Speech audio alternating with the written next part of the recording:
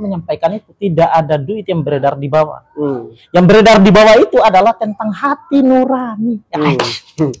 Tidak ada pihak kapital yang mengarahkan kepada Shirley, tetapi di sana ada hati nurani yang bilang pilih Shirley karena Shirley itu bisa membangkitkan, gitu ya, bisa memperbaharui situasi kondisi dan bisa membawa Maluku Utara 5 tahun ke depan yang jauh lebih baik lagi. Nah, mereka tidak bisa menunjukkan itu.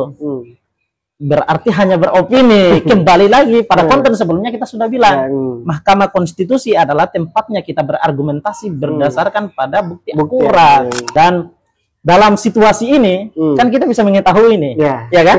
Situasi kondisi hakim kemudian dia kan kita mengetahui ini. Ini akhir daripada sidang ini akan seperti apa, kan? Kan sudah ada tanda-tanda, sudah ada tanda-tanda munculnya bahwa wah ini akan begini nih. Jadi lebih tambah menarik lagi, kita akan simak apakah kemudian perkara ini akan diputus di tengah jalan ataukah akan sesuai dengan jadwal yang sudah ditentukan. Selamat. Siap, kayak baru Kak. Baru berkelihatan. Baru jumpa Mas Ahmad, sehat ya Mas? Sore hari ini sehat. Sore hari ini tepatnya. Alhamdulillah sehat ya. Alhamdulillah sehat. Hari Minggu ya. Iya. Weekend. Harusnya orang liburan, kita ngomongin ya yang lagi ini ya, sambil nyantai. Yang lagi populer. Ya. Bukan respon populer kalau nggak ngomongin hal-hal yang sifatnya populer gitu. Mas Ahmad, intinya sehat ya. Yang pertama itu sehat. Sehat dulu. Karena masalah jika nggak sehat terus kita ajak ngobrol, jadi memang berpotensi sekali. Berpotensi substansi perbincangan akan hilang gitu. Oke, jadi Mas Ahmad ikuti perkembangan kayak kira-kira? Dikit lumayan. Sesuai ya? Dengan yang kita respon hari ini. Iya. Di respon populer. Salah satunya itu di Maluku Utara. Oke. Ini menyangkut soal masalah apa ini? Persidangan di Mahkamah Konstitusi ya. Dinamika konstitusional yang tengah berkembang di Mahkamah Konstitusi. Itu. Menarik ini. Oke. Yang terakhir itu sidang Shirley ya Mas? Iya, Shirley memang perkara Maluku Utara di sana ini banyak ya, kepala daerah di sana, tapi kan puncaknya itu kan Shirley Juanda sebagai gubernur terpilih yang disengketakan. Menarik loh Mas Ahmad, dari persidangan itu kan kita lihat bagaimana dinamikanya berkembang di sana. Ada keberlanjutan, maksudnya ya dinamikanya tetap berlanjut ya. Nyatanya pada tanggal 22 Januari kemarin itu hari apa ya, tanggal 22 itu ya? Hari apa sih? Tanggal 22 hari Rabu ya? Hari Rabu kan? Nah, kalau nggak salah ya. Jadi pada tanggal 22 itu di sana kita melihat bagaimana perkembangan dinamika itu kemudian berlangsung di sana. Di Mahkamah Konstitusi. Di Mahkamah Konstitusi. Jadi momen di mana para pihak termohon dan terkait, termohon ini dari pihak KPU Bawaslu misalnya kan, menanggapi apa yang kemudian didalilkan oleh para pemohon. Dan begitu pun juga pada tanggal yang sama, pada hari yang sama itu menjadi momentum di mana pihak terkait Shirley Juanda dan wakilnya Sarbin Sehe kemudian berpendapat juga di sana. Dan menarik loh, kuasa hukum yang dipilih oleh Shirley ini kan adalah Prof Denny gitu ya. Kita tahu bahwa jam terbang Prof Denny ini kan sudah langit gitu. Langitnya dekat biru. Maksudnya Mahkamah Konstitusi itu bukan lagi menjadi tempat yang baru ya kan, dibandingkan dengan kuasa hukum dari pihak lainnya gitu. Udah sering bolak-balik dia gitu. Udah sering gitu. Pengujian dan judicial review selalu kan sana. Bahkan kita lihat bagaimana kemudian pada bulan-bulan tahun-tahun yang lalu itu kan Prof Denny ini kan juga terlibat di dalam beberapa judicial review kan. Nah, keterlibatannya itu. Dan tentu pada momentum itu kan kita melihat tentang bagaimana perbedaan diferensiasi antara kuasa hukum di sana kan. Dan banyak orang merespon soal masalah situasi yang tenang gitu kan, yang dibawakan oleh Prof Denny itu, yang ditampilkan oleh Prof Denny, cara dia menyampaikan tenang sekali bacaannya, nggak terlalu panik loh sama kayak pihak lain kan, yang suaranya keras gitu kan. Yang hampir sedikit lagi kita bisa bakar ban Bapak. Untung mereka nggak bawa masa di depan kita kan. Itu untung saja begitu.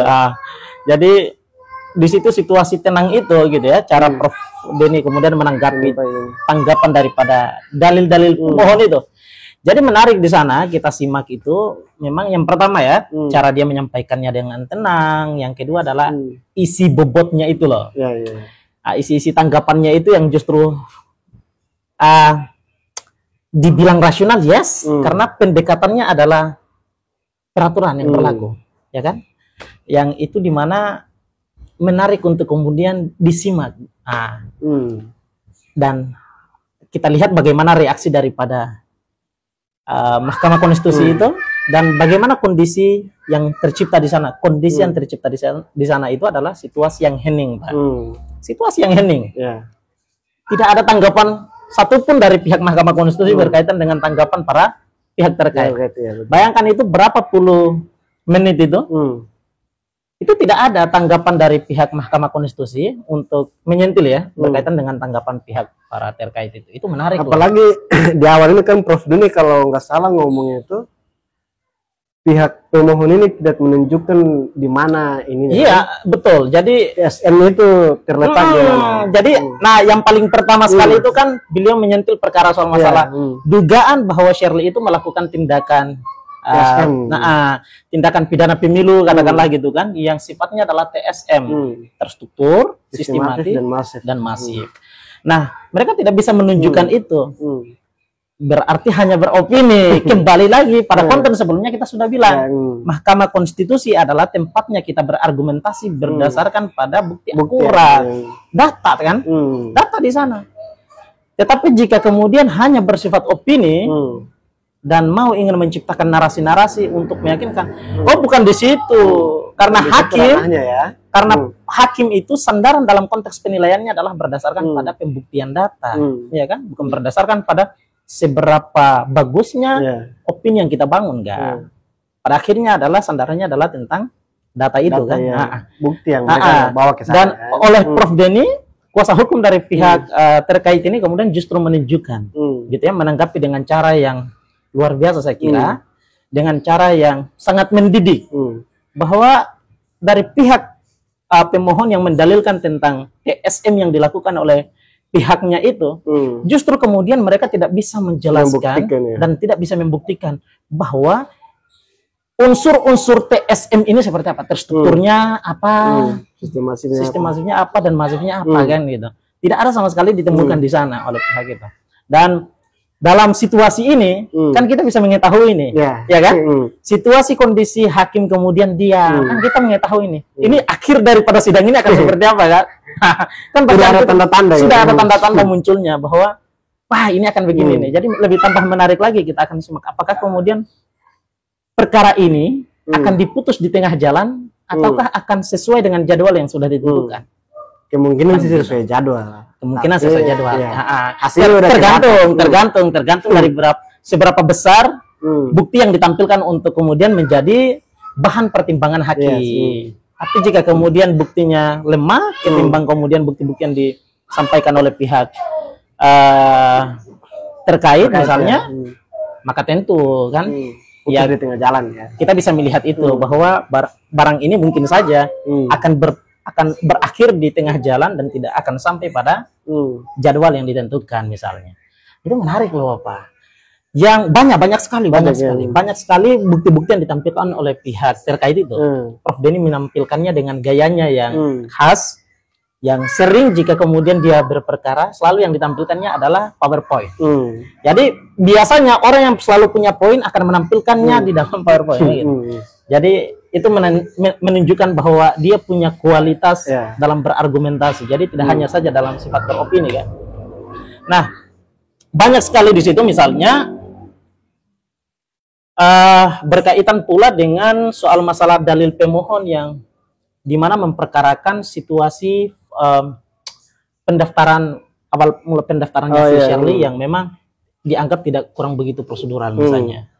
Dia hadir sifatnya online misalnya di itu dan dia melakukan pendaftaran gitu ya. Dan check up itu tidak di rumah sakit RSUD Hasan Busori itu. Melainkan dia check up di Jakarta di Gatot Subroto. ya kan? Tapi itu kan sesuai ini kan rekomendasi dari KPU kan? Iya. Dan makanya dibantah oleh pihak terkait itu bahwa ini tidak berdasar. Yang pertama dulu, kan urusan apa namanya kerjasama antara RSUD Hasan Busori dengan KPU provinsi itu sudah berakhir, Pak. Ya. Dia sudah berakhir, sudah putus. Artinya gugur di situ demi hukum kan? Ada gugurnya demi hukum. Karena prosesnya, proses awalnya udah selesai. Ya, jadi ini kan range waktunya untuk kerjasama ini akan selalu terjalin itu dia punya daluarsanya itu di tanggal yang sudah ditentukan. Dan Shirley dalam pas dia mau check up itu memang sudah selesai daluarsanya. Nah makanya diperkenankan oleh pihak KPU itu untuk bisa melakukannya di RSPAD ya, RSPAD Gatot Subroto. Dan kita tahu secara bersama bahwa makanya didalilkan juga oleh pihak terkait. Gatot Subroto ini adalah rumah sakit yang komplit, Pak. Calon presiden saja di sana check up-nya kan. Masa diragukan soal masalah hasilnya kan begitu. Apalagi kan waktu itu Shirley hadir karena ini kan kesehatannya yang di sana dianggap kurang. Betul. Jadi menarik sekali jika kemudian kita simak tanggapan dari pihak terkait ini, itu saya kira ya dapat sekali gitu loh. Kita yang kemudian bingung, oh ya ini kenapa, tapi dijelaskan dengan cara yang elegan, dengan cara yang tenang gitu kan. Jadi masuknya di kuping dan masuk di otaknya pun juga santun gitu kan. Cara masuknya itu. Saya bilang, wah bagus ini, bagus, cocok nih. Nah, selain itu kan perkara menyangkut soal masalah Shirley yang saat dalam pendaftarannya itu dia di rumah sakit, ya kan? Misalnya, memang kondisi ini tuh dimaklumi Bapak. Sifat pemaklumannya tuh begini. Dalam hukum tuh kan kita tahu ada satu kondisi yang disebut dengan overmah. Nah, situasi overmah itu adalah situasi yang memang karena ada situasi yang darurat, Bapak. Nah, situasinya kan apa yang menjadi darurat di saat Shirley itu melakukan pendaftaran itu? Saat itu Shirley itu tengah dirawat di rumah sakit karena musibah luka-luka kebakaran karena musibah di Bobong itu. Nah, kan begitu.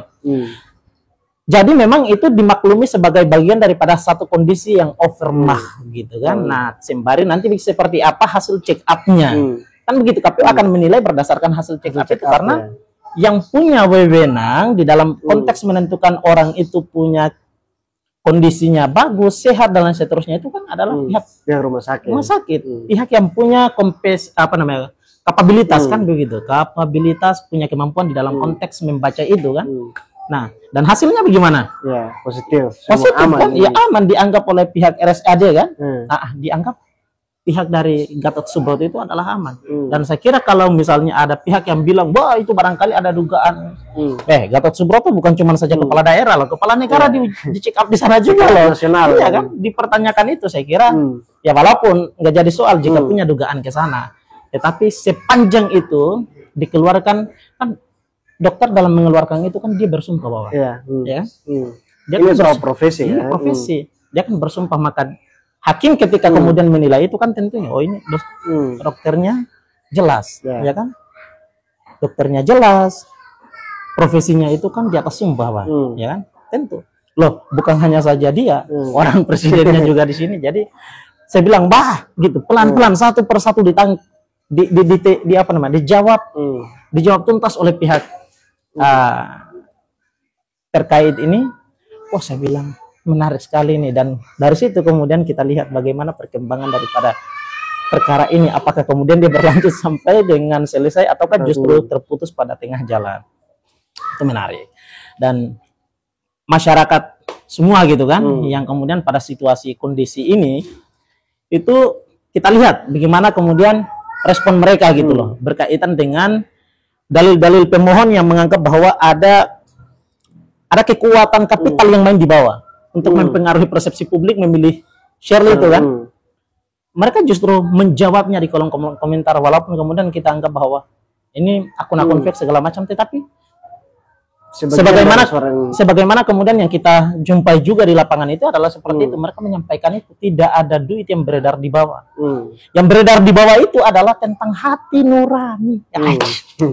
Saya bilang, ceceng. Jadi tidak ada yang bayar, tidak ada duit yang menyuruh gitu. Tidak ada pihak kapital yang mengarahkan kepada Shirley.